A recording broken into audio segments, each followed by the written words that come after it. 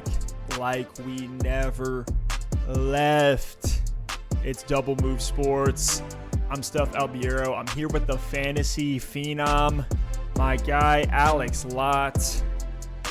What's up, bro? How you feeling?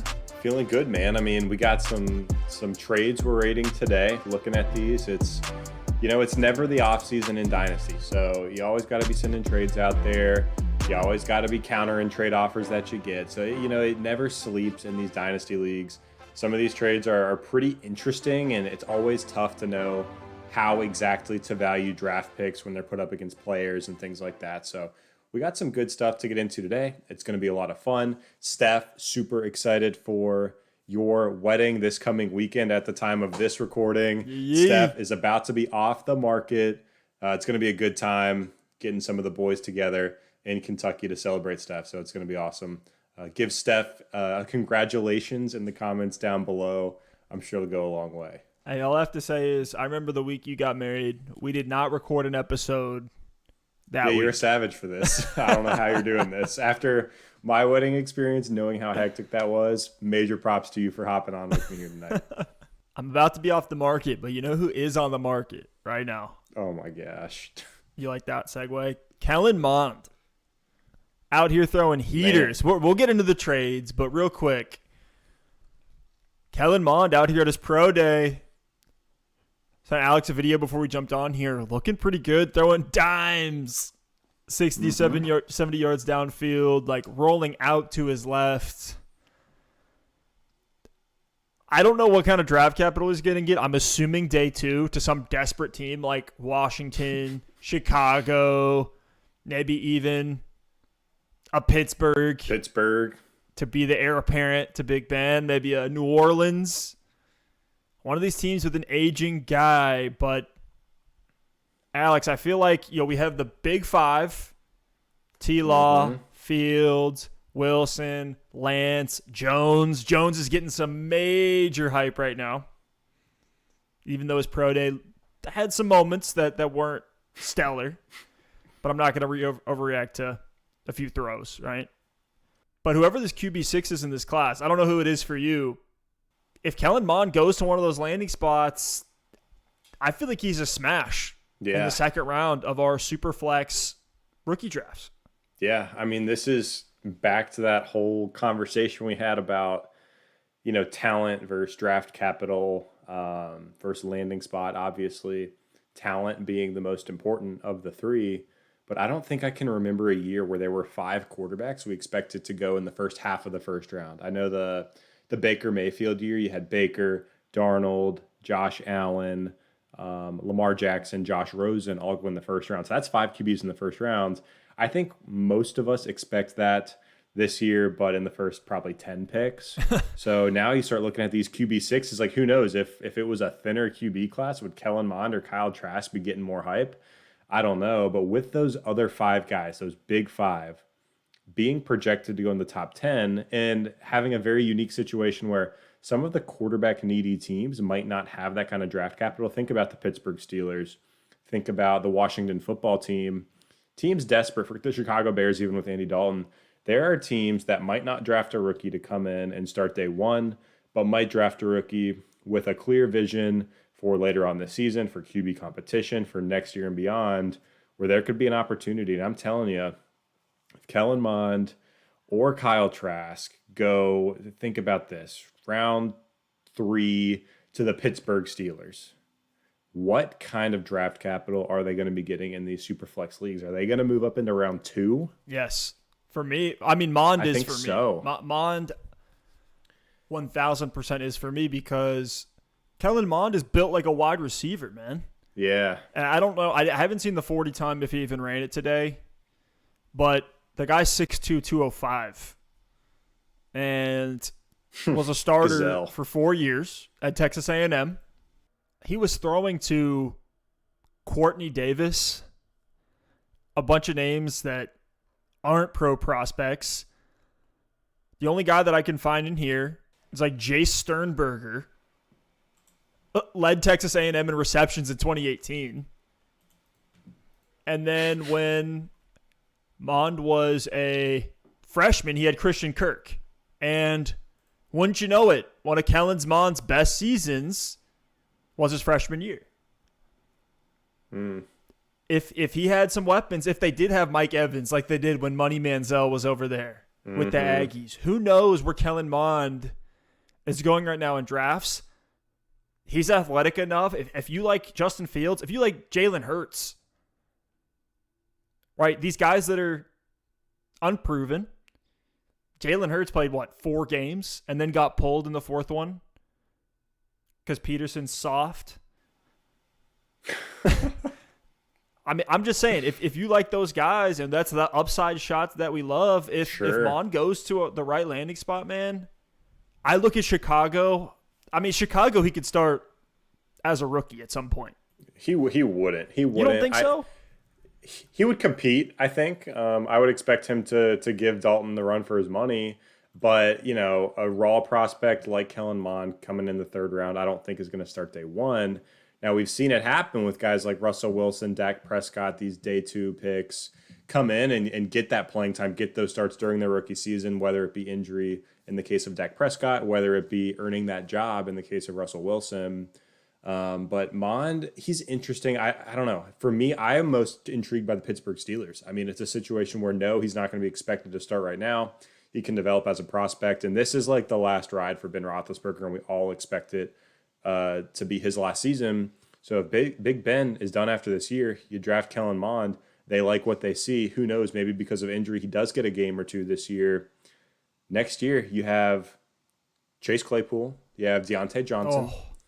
Juju Smith-Schuster will be a free agent, but there's weapons on that team, right? So that's a situation that excites me for Kellen Mond.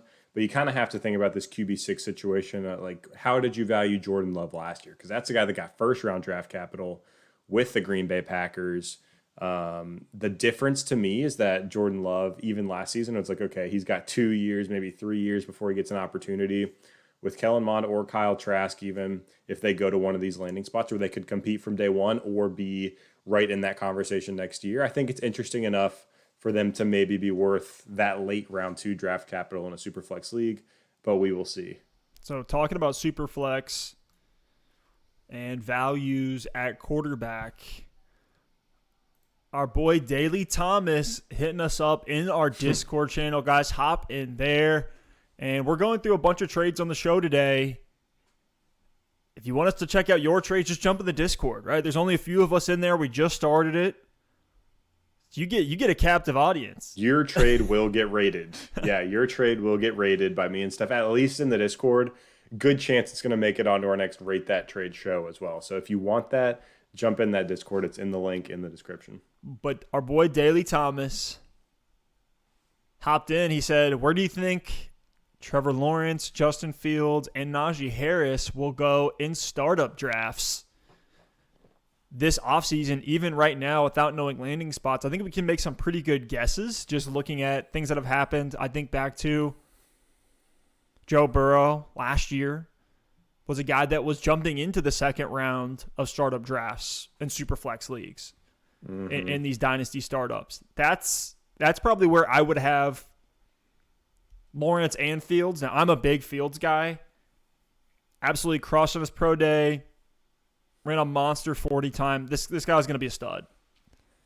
I'm all in on Justin Fields. And yeah, I would take both in the 2nd round. I'd probably look at Najee.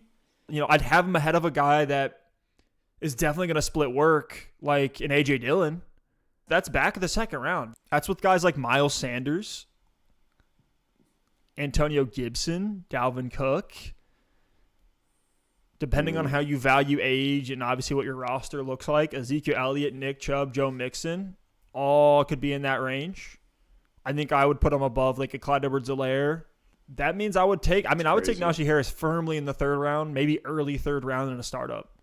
Yeah, I'm with you. I think T-Law and Fields are somewhere in round 2, probably mid round 2. But Harris, to me right now, I'm comfortable taking him at the back of round 2, maybe early round 3. And obviously, because my expectation is Harris is going to be either a late day 1 pick or an early day 2 pick. Obviously, if that ends up being late day 2 and the landing spot isn't great, that can change. But from what we know right now, before we know a landing spot, before we know draft capital, based on what we know about Najee Harris, I would be taking him somewhere in that late second, early third range. So, yeah, that's how you can value these rookies right now. And T-Law and Fields, I mean, with Trevor Lawrence, we have the luxury of knowing where he's going. He's going to Jacksonville. With Justin Fields, it could be a handful of teams, but I honestly, and this might be a hot take, I think Justin Fields' upside in the NFL is higher than Trevor Lawrence. Oh, 100%. Totally agree. Yeah, Trevor Lawrence, I think, is a safe pick. I think he's a very safe pick. You're getting a stud, and you know it, and he's going to be a stud for a long time. Justin Fields, a little more hit or miss, but because of the way he plays, because of his mobility, I think there's no doubt that Fields could be the next Kyler Murray type of guy in the NFL. That 4.4 speed that we saw today is unbelievable. So yeah, these guys are high on the board. That's why these top superflex picks are so important. Let me ask you this. Right now, you're in a startup. You're on the board, early second round. You just picked up a DeAndre Swift, J.K. Dobbins, Cam Akers type of name, and now you're back on the clock. Would you rather go Jalen Hurts or Trevor Lawrence? Oh, Trevor Lawrence, 100, no doubt about it. Yeah, I think I'm with you on that.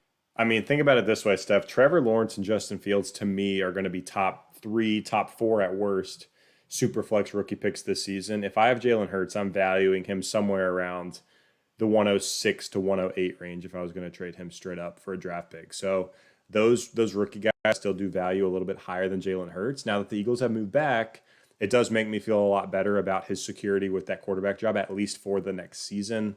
But beyond that, I mean, we have such a small sample size. Who knows what's going to happen with Hurts? The wheels could come off this year. I love his upside. I love the way he plays, but we just don't really know what's going to happen there. I think Lawrence and Fields, man, wheels up for them. They're going to at least have a leash of that rookie contract. So I want those 3-4 years that they're going to have. So if we go through like quarterback rankings right now in Superflex, it's Mahomes, Kyler, Allen, Prescott, Wilson, Herbert. Then you got Lamar Jackson, and then I don't want to talk about Deshaun Watson right now until we see how things play out. I'm lowering him. If he's out on the field, regardless of team, he's in that range. That's all we'll say. Yeah, that's all we'll say. And then you're talking Aaron Rodgers or Trevor Lawrence. Like, give me T-Law. Yeah, they're right there. Exactly. Give me T-Law, give me Fields. I think they're in that little tier in between those guys. Aaron Rodgers range, Ryan Tannehill. I think Trevor Lawrence, Justin Fields, Joe Burrow are right in that middle ground. So I'm with you, Steph. These guys are valuable. These guys are super valuable. And if people are undervaluing picks for whatever reason, you should make a move and go get yourself some Justin Fields. You ready for this next segue? Speaking of dynasty moves, let's get into our first trade of today's show. We're going to rate the trade. It's in a 12-team, single quarterback, full PPR league. Side A traded Mahomes and Brandon Aiyuk. Side B traded Lamar Jackson and Michael Thomas. Alex, how you feeling about this one? I like this trade. I think this is a fair trade for both sides. And when I was looking at it, I actually flip-flopped a couple times on which side I'd rather take. Ultimately, I chose to take the Mahomes side here. Even in the one quarterback league, he's even more valuable in Superflex. But with Patrick Mahomes in a one quarterback league, barring injury, barring something incredibly unforeseen, you literally don't have to think about the quarterback position for like 10 years. You know what I'm saying? With Patrick Mahomes locked in, you don't even have to think twice about the quarterback spot, which is fantastic. And I love me some Lamar Jackson, but there are some ups and downs in his game. He has the upside that's right there with Patrick Mahomes, but I think the lows are a little bit lower. Me and you know that Lamar Jackson is a good passer. We watched him play at Louisville.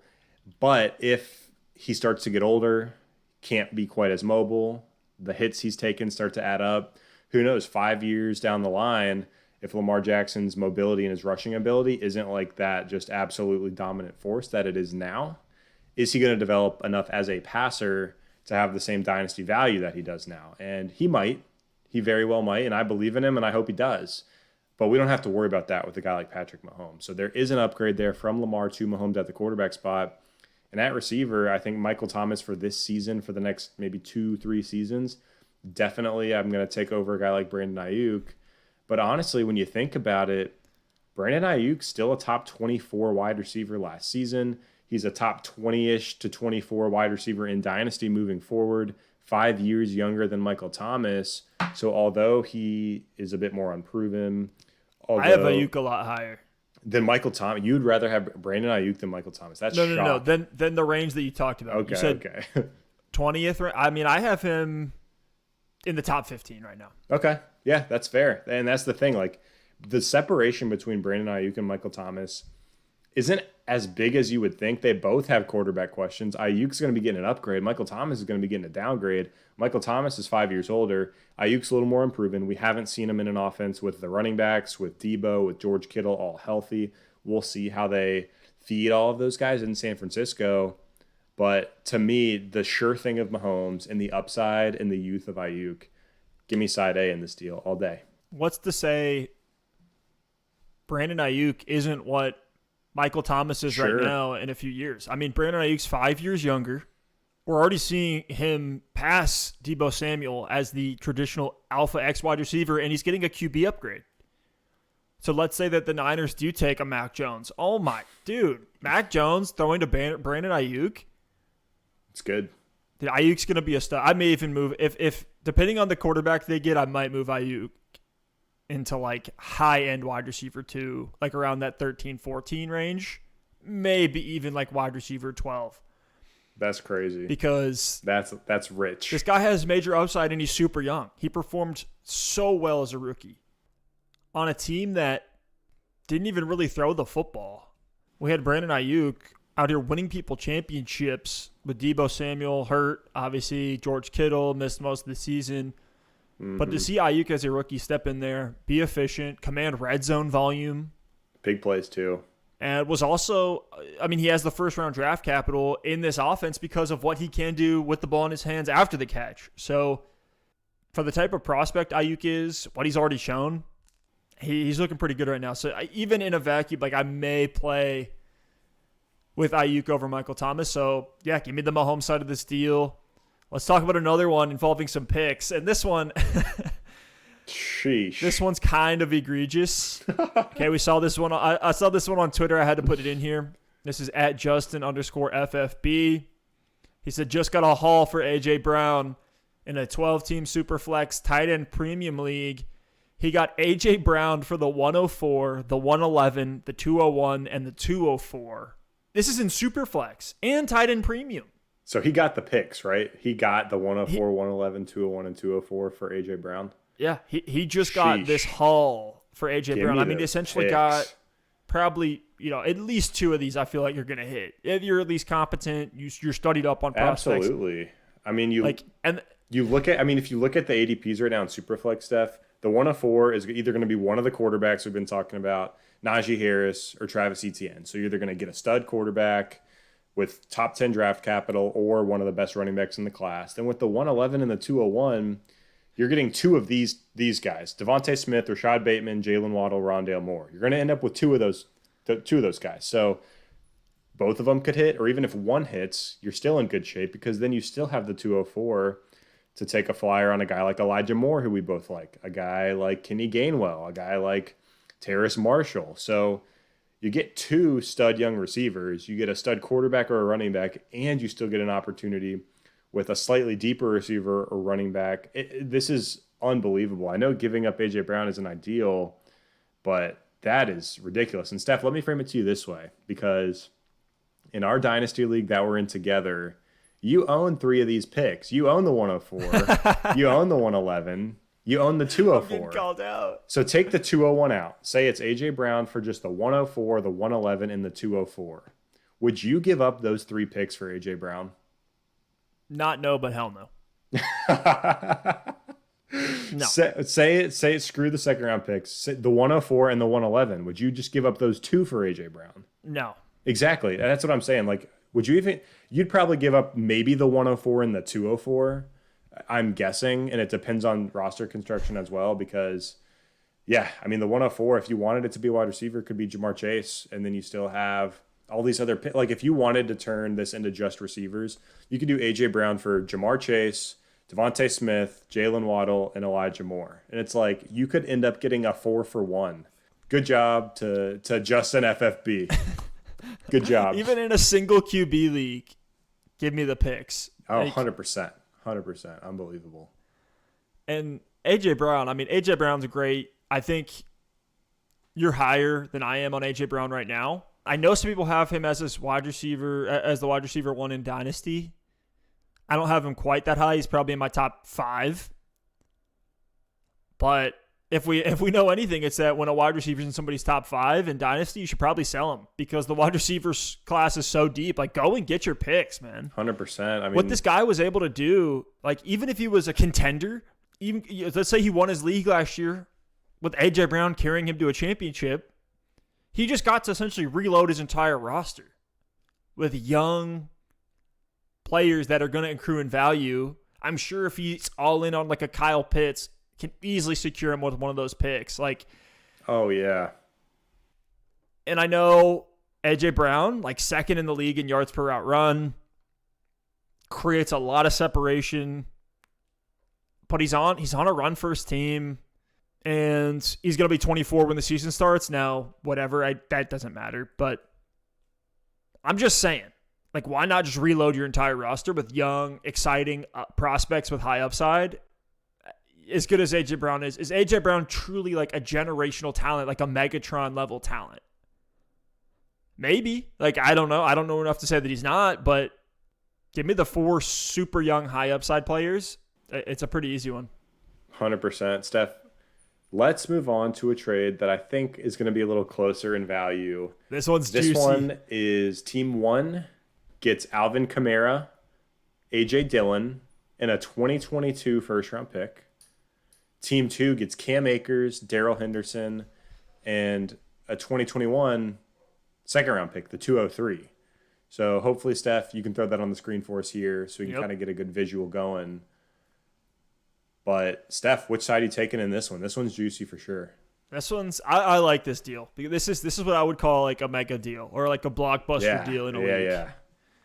And I think this one is actually smart for both sides. I'm not going to dog one side versus the other. I think we can both agree Darrell Henderson is really nothing more than a Cam Akers handcuff. That's the only reason why he's part of this deal. Okay, you kind of sweeten the pot if I'm getting Cam Akers, and I'm going to use Akers as a cornerstone asset to kind of build my entire dynasty team around. Especially if I'm in a rebuild, right? Yeah, give me Cam Akers all day. I'll gladly take the 203 this year, but that's not the side I like more in this deal. Give me the Kamara side and the first. Like that alone, and I know it's a 2022 first, but even so, man, I can just reload in 2022 and get another running back if I feel like Kamara's not going to produce. And Kamara, yes, he's at the age apex. Yes, he's a little bit older. Yes, there's questions as far as Drew Brees being in that offense. But it's Alvin Kamara. Like, it's not just like his talent's going to eviscerate just because Jameis Winston's at the helm. Get the ball in this guy's hands. Surely Sean Payton is going to get the ball to Alvin Kamara, his best player in that offense. You can make the debate, Kamara versus Michael Thomas. I'll go Kamara there. And then A.J. Dillon just feels like the icing on the cake here. It's free. You just got A.J. Dillon for free, man. I mean, that's how I think about it, Steph. To size up a trade like this, I almost have to like compare it line by line. We said it. Darrell Henderson is basically just a handcuff to Cam Akers, so we'll kind of group those guys together. Kamara versus those Rams running back package. It's close. I'll give it some credit. It's close. I think if you're a young rebuilding team, maybe the Cam Akers side does make sense. I'm not going to fault anyone for it, but I'll still take Kamara there all day in Dynasty. Kamara is so proven, such proven production, still only 25 years old. And I know that's getting to that age apex for running backs, but with Kamara and his play style, we likely still have at least another 1 to 2 years of prime Alvin Kamara. And honestly, the way I think about it, the play style of Kamara based on balance, he's not getting 300 carries a season. He's out in the open field. He's a great pass catcher. I think he could still be a valuable PPR asset as he gets close to 30. Who knows, maybe even beyond 30, because typically we'll see running backs fall off as they get close to that age. But Alvin Kamara could still be a valuable pass catcher for plenty of teams when he's 30 years old. Maybe he's not, a top 5 running back year in and year out, but maybe he's a solid RB2. And if you're telling me I can get prime top 5 Alvin Kamara for a couple more seasons and then still get someone who can help my dynasty roster for several seasons after that, I think that's definitely a win. I love Cam Akers, but we've still only seen, 5-6 games from him. We saw a short stretch in the regular season. He was fantastic in the playoffs, but there's still a lot of unknown with Cam Akers. Who knows? I think he's going to be great this season, but who knows about his longevity with the LA Rams? He hasn't proven consistent receiving production in the NFL, although I do believe he can get it done with his skill set. So I will lean the Kamara side there.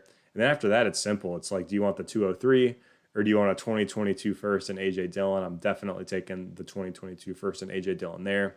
Steph, you've talked about it a ton. A.J. Dillon still should have some sort of role in Green Bay this year, and he's still young. And in 2 seasons, Aaron Jones could be out of Green Bay. I know it was a 4-year deal, but there are outs in that contract after another 2 years. So if they really do finally want to turn it over to A.J. Dillon at that point, they could. I know that's thinking really, really long term there, but at this point, he's a very high-value handcuff that has standalone value and a good outlook, potentially moving forward in Green Bay. And that's kind of a toss-in, it feels like, in this deal. It's just, you're right, it's the icing on the cake. I'm definitely taking that team one side. The team that got Kamara in this deal essentially reloaded, like they hedged against Kamara's age with the first-round pick next year and A.J. Dillon. Exactly. Like, what's to say he doesn't have peak Kamara for another year and then A.J. Dillon hits? And then he gets another running back or even a quarterback next season, man. Like, that's winning a trade right there. And you talk about the age with Alvin Kamara, and he said, he could be a RB2 late into his career. I mean, look at David Johnson. And sure. David Johnson hasn't seen or consistently maintained a ceiling as high as Kamara has. He's not on his rookie deal. He's not on one of these big mega deals either. And he came in at a RB2 last season because of his pass catching ability. When you get 46 targets on an offense that, look, I know Deshaun Watson led the league in passing yards, but let's be real, the Texans were horrible last year. Even then, David Johnson was still an RB2, a low-end RB2 if he hadn't gotten hurt. I think he's much higher than that. So, and we saw him win people leagues down the stretch when he was the only guy there playing 97% of snaps, putting up 24.3 fantasy points, week 15 against Indianapolis, week 16 against Cincinnati, 28.9 fantasy points against Cincinnati on that one. And then week 17 for those that play fantasy in that range. I'm really just trying to drive the point home as far as like, look, I know 25 is this, the decline starts at the running back position. It's true, but it doesn't just mean they burst into thin air the second they turn 26. They don't disintegrate. No, and Darren Sproles, Steph, is another guy. I know the game of Darren Sproles drastically different than the game of Alvin Kamara, but just thinking about what they could do as they get closer to 30 with the receiving production. Darren Sproles at age 29 was a top 10 PPR running back. At age 30 was a top 24 PPR running back. So still providing a lot of value. That's what we're saying with that Alvin Kamara side. Steph, I'm glad we're both in agreement so far with some of these deals, but let's move on to one last trade for today's show. We'll throw it on the screen here. Team 1 gets Damien Harris and Justin Jefferson. Team 2 gets Josh Jacobs and DJ Moore. Steph, which side do you want? It's so tough right now because as it stands right now, Damien Harris is the RB1 for the New England Patriots. I know they brought James White back, and it was sad to see, right? Belichick became this predictable one-trick pony in his offense this year. There was no creativity. Damien Harris didn't see like a single target because they're like, Belichick sits down. He's like, all right, James White, you're going to catch passes. Damien, you're going to run between the tackles, and that's going to be it. Like, no, that's Damien Harris. Don't forget Sony. Don't forget Sony. Man, that's he'll get carries, man. Yeah, he'll get carries. It sucks. And that's the thing. I said Damien Harris is the RB1, but like Sony Michel could easily be the RB1 in this backfield too. So with all that being said, I know Kenyon Drake is in the picture, but give me the Josh Jacobs side with DJ Moore because I don't see DJ Moore and Justin Jefferson, like, yes, Jay Jets is a top 5 guy, absolute stud. But DJ Moore, man, is in for some regression this year. And assuming a quarterback upgrade, even if they don't get a quarterback upgrade, we saw Moore be productive in 2020. I knew he's a little bit more boom bust. He dealt with some injury. But if DJ Moore gets a QB upgrade, let's say they do get a Justin Fields. Oh, that would be great. Everyone's going to want DJ Moore. And everyone's kind of forgetting because he's coming off, quote-unquote, a down season where he still was one of the top wide receivers in the league in air yards. Still a top 10 wide receiver in receiving yards. Number 2 amongst all wide receivers in the NFL in air yard share, was commanding 41.6% of the air yard share. With Robbie Anderson finishing ahead of Moore most weeks in fantasy, we saw Moore put up top 10 numbers in yards per target, was top 12 in yards per route run, was number 4 in yards per reception. And again, this is coming off what most perceive as a down year for DJ Moore. So I don't think the gap is that big. Like maybe it's 10, 15 spots at absolute max between Jay Jets and DJ Moore. Mm-hmm. So give me Josh Jacobs, who will definitely lose some volume for God knows what reason. I don't understand the Kenyon Drake deal at all, but Josh Jacobs is another guy, just like Alvin Kamara. It's not like he just turned to dust. Josh Jacobs isn't dust. He's still young, super productive. Before Drake came in there, he was a buy low for a lot of people. Yeah, I think he still is a buy low, Steph. I mean, I know the expectations are low. I'm not saying Josh Jacobs is going to light the world on fire, but right now, people are so down on Josh Jacobs because of this Kenyon Drake news, because of this Raiders offensive line news. I think Josh Jacobs is still a buy low as kind of like a middle to low end RB2 in Dynasty, because no, I don't think he's going to be this consensus top 10 guy year in and year out. But Josh Jacobs, I still expect to get over 200 carries, to get a couple targets a game, have touchdown upside, and he's still only 23 years old. He just turned 23. He's over a year younger than Damien Harris. So you're right. He's another guy that's not just disintegrating because they got Kenyon Drake. He's still going to be involved, still have value. And in Dynasty, when running backs are like gold, if you can pick up Josh Jacobs as a buy low, as your RB3 on your roster, and give yourself some stability for injuries or bye weeks, I think it's a fantastic pickup. And in this deal, you're right. The difference between Josh Jacobs and Damien Harris is way bigger than the difference between Justin Jefferson and DJ Moore. DJ Moore has shown us a ton. I obviously would rather have Justin Jefferson, but DJ Moore back-to-back 1,000-yard seasons with tumultuous quarterback play. I think Teddy was a little bit of an upgrade, but could be seeing another upgrade in 2021. Curtis Samuel is now gone. So it's nothing but upside for DJ Moore. We should see positive regression in the touchdown category. Alex, can you imagine one of these stud slot receivers, whether it's Rondale Moore, Elijah Moore, even looking at deeper names, Amari Rodgers. We've talked about how undersized this draft class is. You can go watch our round 2 rookie draft that we just posted last week. Shout out to everybody who's been showing some love on that one. That was a really fun one. And we saw some of the prospects that we were looking at weren't very bulletproof. There were a lot of question marks with a lot of these guys because this is an undersized class.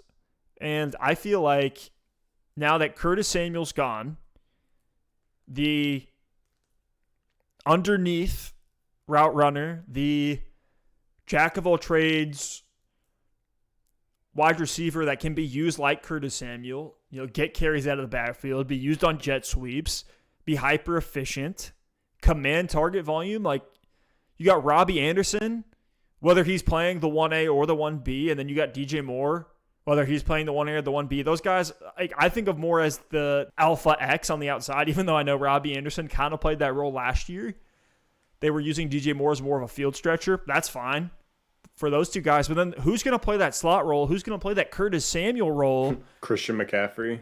And he might. He very well might. But how excited would you be if a Rondale Moore lands in Carolina with a quarterback upgrade? Yeah, I'd be excited for the quarterback. I'd be excited for the offense. I don't know that I'd love that for the player, though. If I am a big Elijah Moore guy. I like Rondale Moore as well. For their sake, I mean, Carolina's interesting.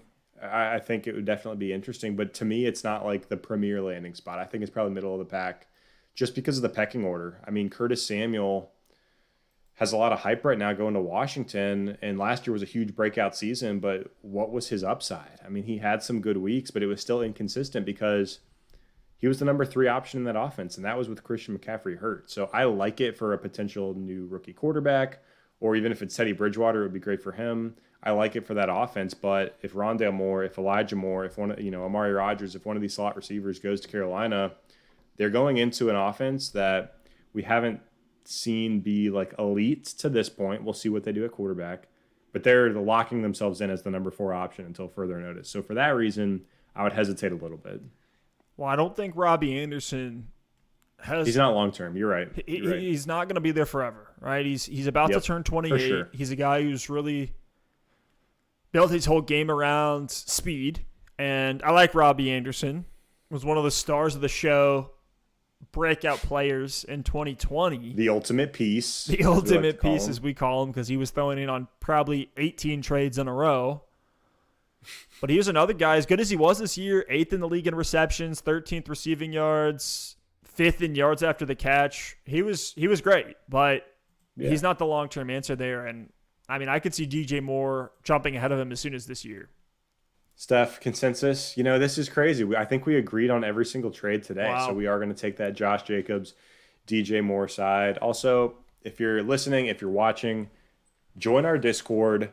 Give us some trades in there. Give us any dynasty or fantasy football or NFL question you got. Drop them in the comments below.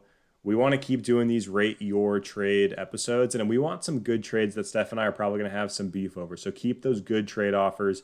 Keep those good trades that have been accepted or that you have accepted in your leagues coming, because we definitely love getting into some of these deals. That's what it's all about, man. Like I said at the beginning of the episode, there is no offseason in Dynasty. Always got to be throwing out those trade offers on slow days at work or whatever it is. So, man, it never sleeps. We want to see those trades. Hit us up. This was such a fun episode, man. Just more off the cuff, just riffing a little bit, talking some Dynasty player values. As always, guys, a like and a sub appreciated. If you want to support us here on the show, keeps the wind in our sails, keeps us going. And we'll see you next time. Peace.